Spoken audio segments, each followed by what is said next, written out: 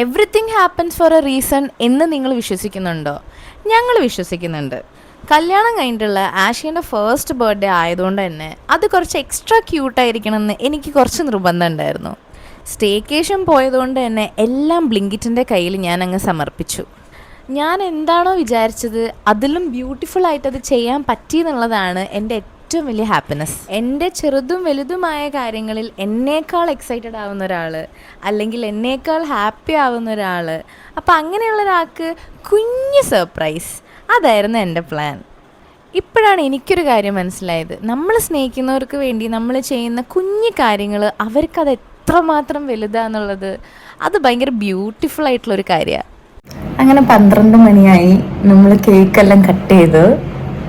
നമ്മളെ birthday ബോയിനോട് happy ആയ പ്രതീക്ഷിച്ചോ?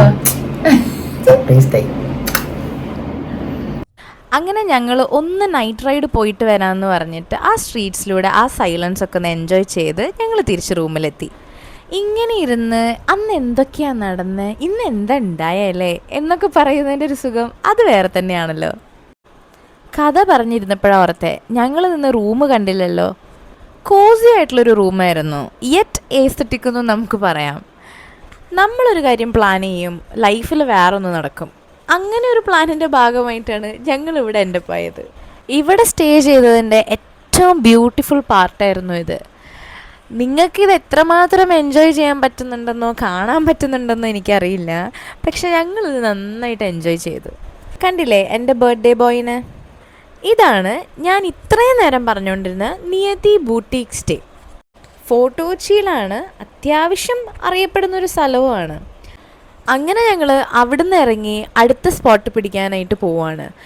എല്ലാ പ്ലാനിങ്ങും എൻ്റേതായതുകൊണ്ട് നമ്മൾ എങ്ങോട്ടാണ് പോകുന്നത്, അടുത്തത് എങ്ങോട്ടാണ്, ഏതാ സ്ഥലം, എവിടുന്നാ ലഞ്ച് കഴിക്കുന്നത് എന്നൊക്കെ ഒരുപാട് ക്വസ്റ്റ്യൻസ് ഉണ്ടായിരുന്നു. പക്ഷെ ഞാൻ പറയാതെ മാക്സിമം പിടിച്ചു നിന്നു.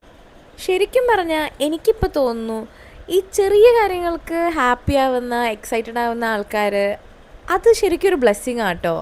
അങ്ങനെ ആരെങ്കിലും ഒരാൾ നിങ്ങളുടെ ലൈഫിലുണ്ടെങ്കിൽ ഞാനിപ്പോൾ ഇത് പറയുമ്പോൾ നിങ്ങൾ അവരെന്തായാലും ഓർത്തിട്ടുണ്ടാവും. ലഞ്ച് കഴിക്കാൻ പോകുന്ന അറിയോ?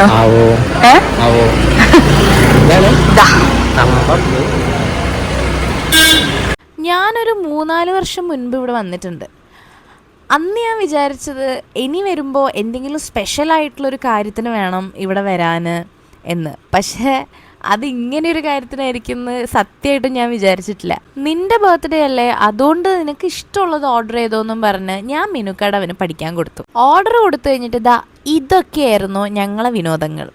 കണ്ടില്ലേ, എന്താ ഇതൊക്കെ നമ്മൾ എത്ര കണ്ടാലും മടുക്കാത്ത, എനിക്ക് മാത്രമാണോ എന്നൊക്കെ ഞാൻ ചിന്തിച്ചിരിക്കുമ്പോഴേക്കും ഫുഡ് വന്നു.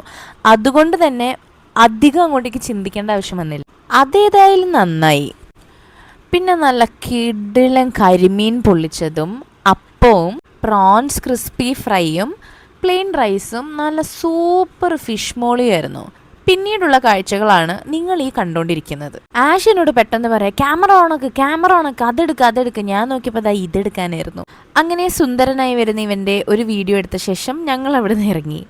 എവിടെ പോയാലും കഴിയുന്നതും അവിടുന്ന് എന്തെങ്കിലും ഒരു കുഞ്ഞു സാധനം അവിടുത്തെ ഒരു മെമ്മറിക്കായിട്ട് ഞങ്ങൾ മേടിക്കാറുണ്ട്.